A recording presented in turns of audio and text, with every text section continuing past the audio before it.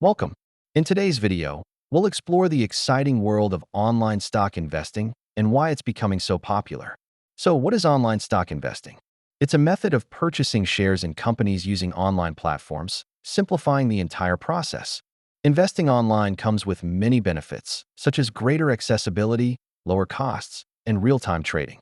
When choosing an online brokerage, consider factors like fees, available tools, and user experience.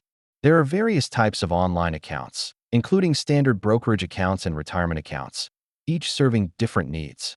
To get started, follow these steps to open your online trading account. It's easier than you might think. Remember, using research tools and resources is crucial for making informed investment decisions. When it comes to placing trades, understanding market orders versus limit orders can make quite a difference. It's important to manage risk through diversification and understanding the market risks involved in investing. To wrap it up, online stock investing offers numerous advantages, but it's essential to consider your options carefully.